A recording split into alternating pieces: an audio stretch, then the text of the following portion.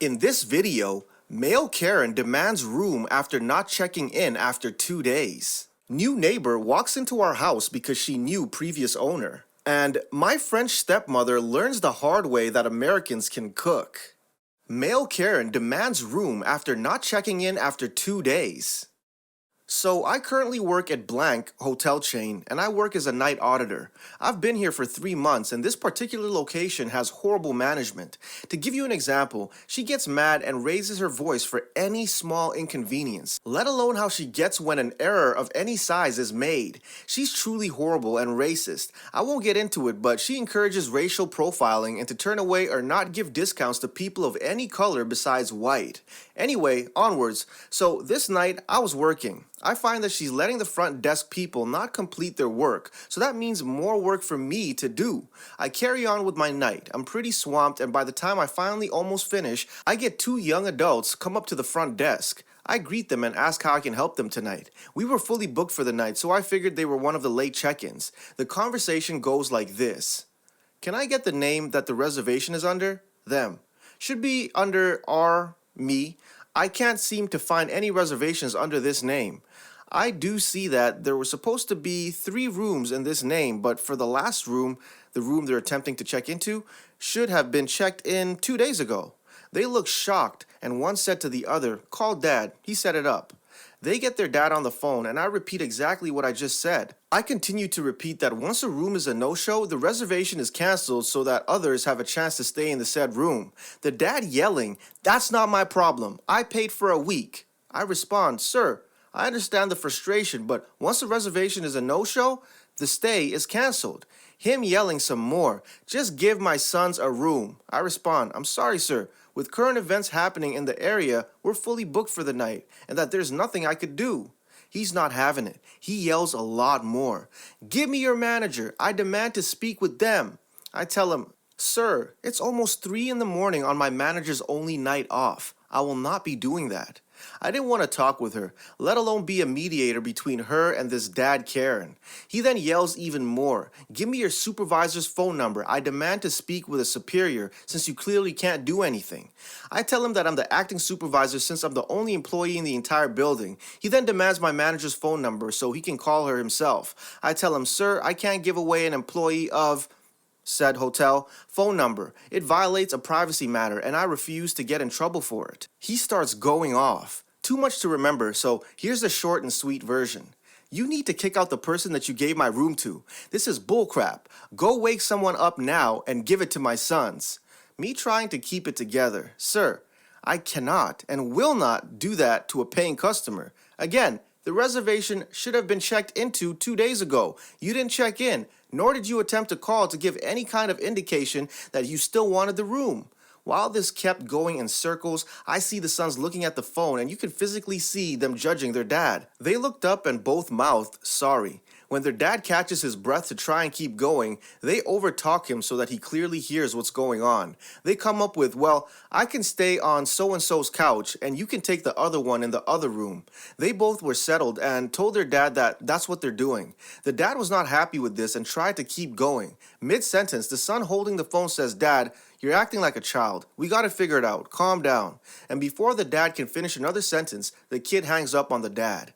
They apologized for their dad's behavior. They said he's been getting angry easily lately and that I didn't deserve that.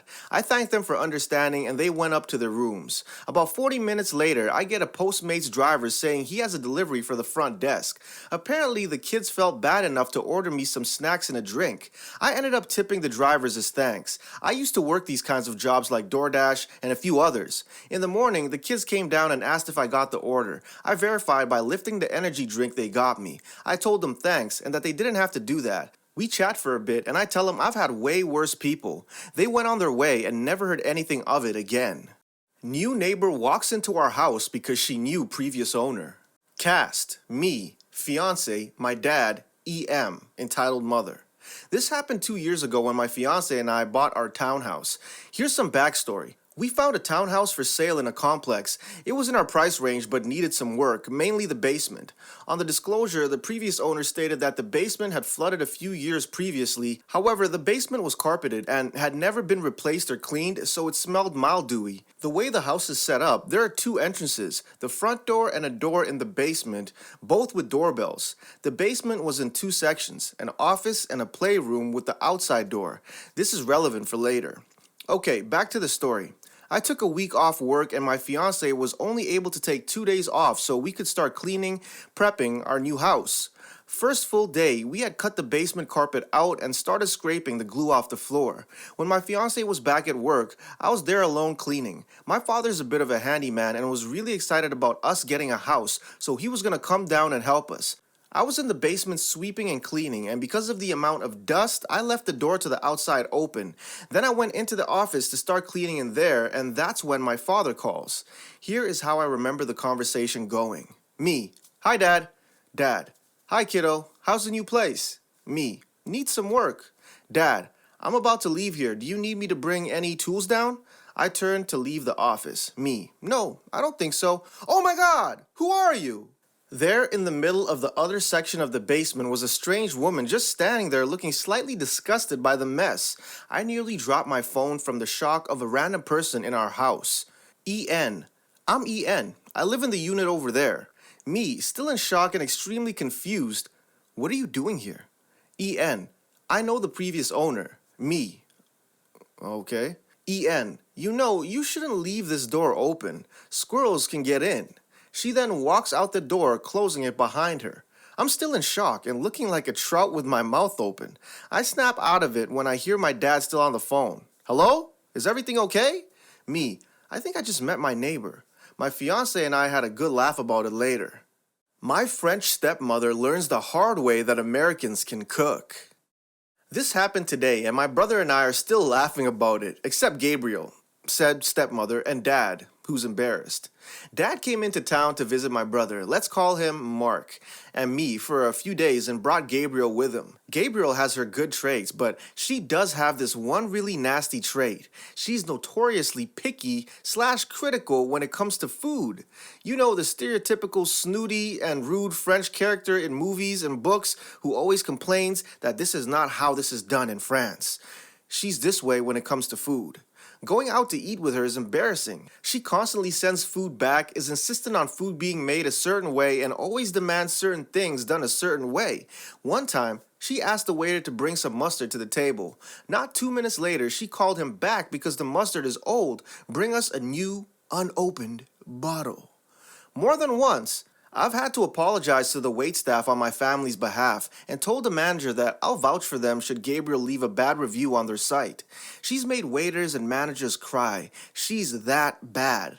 Honestly, I have no idea why Dad puts up with her when she does that. Even though I know he's just as embarrassed as Mark and I are, we can only chalk it up to Gabriel having a magical hoo-ha.